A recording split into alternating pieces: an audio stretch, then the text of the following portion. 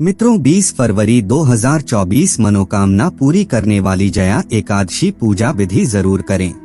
एक काम एकादशी का व्रत शास्त्रों में बेहद खास और बहुत मान्यता रखता है।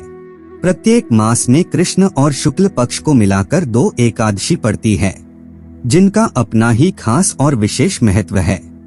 शास्त्रों में माघ मास में आने वाली एकादशी को जया एकादशी के नाम से जाना जाता है। इस दिन विधि विधान से भगवान विष्णु की पूजा की जाती है। आज हम आपको माघ महीने की जया एकादशी व्रत तिथि, पूजा का शुभ मुहूर्त, पूजा विधि, उपाय और इस व्रत के नियमों के बारे में बताएंगे। नमस्कार दोस्तों, धर्म संसार चैनल पे आप सभी का स्वागत है। अगर आप भी भगवान श्री कृष्ण के भक्त हैं, तो कमेंट में जय श्री कृष्ण जरूर लिखें। हरे कृष्णा हमारे शास्त्रों में कहा गया है, संसार रूपी सर्प दष्ट पापी मनुष्य समूह जब एकादशी के उपवास का पालन करते हैं तो वे तुरंत सुखी हो जाते हैं। तो इस प्रकार एकादशी की महिमा का गुणगान सिर्फ एक नहीं, 2 नहीं तो सभी वैदिक शास्त्र और पुराण करते हैं, क्योंकि एकादशी तिथि परम भगवान श्री हरि की अत्यंत प्रिय है। यह वही दिन है जिसका श्रद्धा और निष्ठा पूर्वक पालन करने से व्यक्ति अनंत सागर जैसे विशाल भव सागर को सरलता से पार कर सकता है। माधव तीर्थ भक्ति जननी यतन पालन कर, अर्थात माधव तिथि एकादशी का यत्न पूर्वक पालन करना चाहिए, क्योंकि वही हमें परम भगवान श्री कृष्ण की शुद्ध भक्ति प्रदान करने वाली है। संपूर्ण वर्ष में अनेक व्रत और उपवास आते हैं, लेकिन अगर आप इन सभी का पालन नहीं कर सकते तो भी सिर्फ एकादशी का पालन करने से इन सभी व्रत और उपवास का पुण्य फल आपको सिर्फ एकादशी का पालन करने से ही प्राप्त हो जाता है। इस बार माघ मास में भी एक ऐसी ही अत्यंत पवित्र एकादशी तिथि बस आने वाली है, और यह एकादशी है माघ मास के शुक्ल पक्ष की जया एकादशी या फिर भैमी एकादशी। इस बार यह मंगलमय एकादशी आ रही है। 20 फरवरी 2024 मंगलवार के दिन इस दिन उत्तर भारत में ब्रह्मा मुहूर्त का समय रहेगा। प्रातः 5:02 और सूर्योदय होगा 7:03 पर। इस एकादशी तिथि का व्रत पारण करने का समय है। अगले दिन द्वादशी पर यानी 21 फरवरी 2024 बुधवार के दिन प्रातः 7:03 से लेकर 10:04 के बीच में।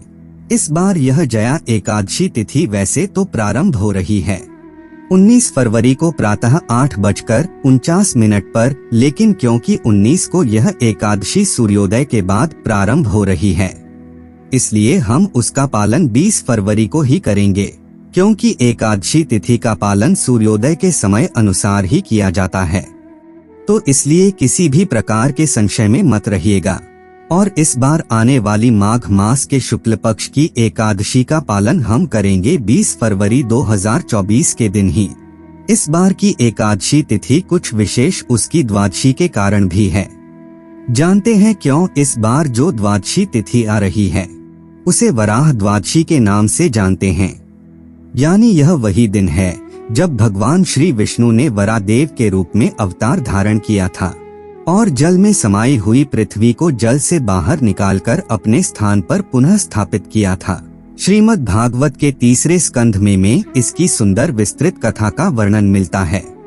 क्योंकि भगवान वरादेव का यह प्राकट्य दिवस है, इसलिए इसके उपलक्ष्य में किया जाने वाला उपवास भी हम इसी जया एकादशी के दिन करते हैं, और उनके आविर्भाव उत्सव को हम अगले दिन यानी द्वादशी के दिन मनाते हैं।